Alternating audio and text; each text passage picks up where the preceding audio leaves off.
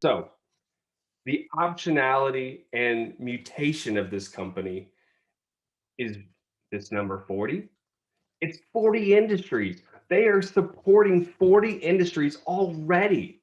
Okay. So this breeds tons of different revenue streams, different usage, different models and partnerships with different products. And the Palantir that we know of today is not going to be the same Palantir that we know in 10 years from now. In fact, it's not even the same Palantir we knew 10 years ago. So we're going to talk about when we look at deep dives, when we look at companies, does a company have optionality? Is it able to mutate into something bigger, better, and grander than what you could even think about? Instead of just looking at what analysts are looking at for a 90-day forecast or a year, we're trying to think about how is our world changing? What companies are changing the world we live in and envisioning a new future and creating legs of revenue that you never even thought they could do? Customer value and advantages. So a couple different quotes here. I really like this one here around the moats or the competitive advantages with Palantir. Said another way, Foundry and Gotham, their two main software products, allow customers to build their own process and power mode. If you're a Fortune 100 company using Palantir, your lead over competitors widen as your supply chains achieve resonance, inefficiencies are trimmed, and the product roadmap slope goes vertical. Palantir software allows customers to look into the very seeing stone it was named for. It was actually named for the Palantiri, or the circular stones that were in Lord of the Rings, that you could see through anything at what was going on at that time. And Palantir recognized this moat, which is why they're investing aggressively in early data companies. We'll talk about this in the deep dive, how they're investing in other SPAC companies and other futuristic companies that they believe are going to change the world, enabled and powered by their software. So they might take share in rapidly growing businesses that defend their moat. So additional optionality, additional revenue streams like we were just talking about. And an energy super major company, not named, which I understand that. When you think about why would a company want to be named that they use Palantir so then their competitors can also sign a contract? This is the competitive advantage that sets them apart in their industry. And so they say here, deployed their ERP suite in hours. So probably it was Foundry. And within 2 weeks, they generated 57 million of cash savings and expect to generate 1 billion on an annual basis of savings.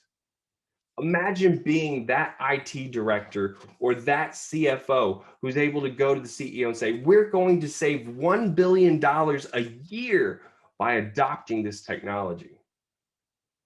Probably get a promotion. So with that, we then look how they view the future and how does Palantir view themselves? So one of the founders, Peter Thiel, uh, growth is an easy to measure, but durability is not. Once again, I'll say that growth is easy to measure, but durability is not or isn't. That's what he said. If you focus on near-term growth above all else, you miss the most important question you should be asking. Will this business still be around a decade from now? And you should be thinking about that if you're a long-term investor. If you're not a trader, is your company going to survive? Because we know that a majority of the S&P 500 is no longer from what it was 15 years ago. And as technology emerges and as things change, we'll continue to see trends like that. Peter continues on, numbers alone won't tell you the answer. Instead, you must think critically about the qualitative characteristics of your business. So for me as an investor, I like the idea that he's thinking long term, he's thinking durability, he's thinking about something bigger and greater than what you could even imagine. That's what I want out of a founder. Oh, by the way, Peter Thiel also co-founded PayPal, and has been a very successful investor for many years previously.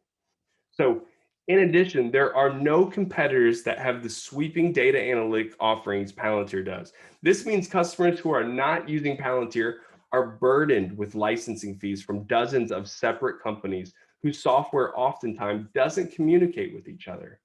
Look at the list on my screen here, and I'm going to move my picture out of the way. We can see all of these different types of products that in the federal government space, which is where they started in that space supporting our government, you can see all these different types of products that do data discovery or interactive PDFs or map views. All of this is in their different modules that you can see listed here. And then we can see in the commercial space where they're expanding all of the different products that you see and stocks that you see on the S&P 500 and commercial companies that you hear about like Google, Alteryx, Tableau, which is now owned by Salesforce, Databricks, which actually has not gone public yet, I don't think. Neither Data IQ. But you see that they're able to replace all of these different products and not only just think about it from replacing and not having renewals and single products, but think about it in the fact that this is a continuous software solution that is able to update itself and is able to continually get smarter and more effective as you add more users and more use cases and more business units that continues to provide savings, smarter decisions, and faster decisions for your business to win and beat your competition. Sounds very compelling. Thank you guys for watching. Hopefully you enjoyed this content and learned something new about investing. Now, if you did like it, make sure to smash that like button. Help us deliver new content for you. And hit subscribe so this way you don't miss any other episodes of our YouTube channel. You can also listen to our network podcast, Pounding the Table, so you can learn more about stocks and learning how to beat the market. Now, are you ready to jump back in the water and dive in? I know I am. So until next time.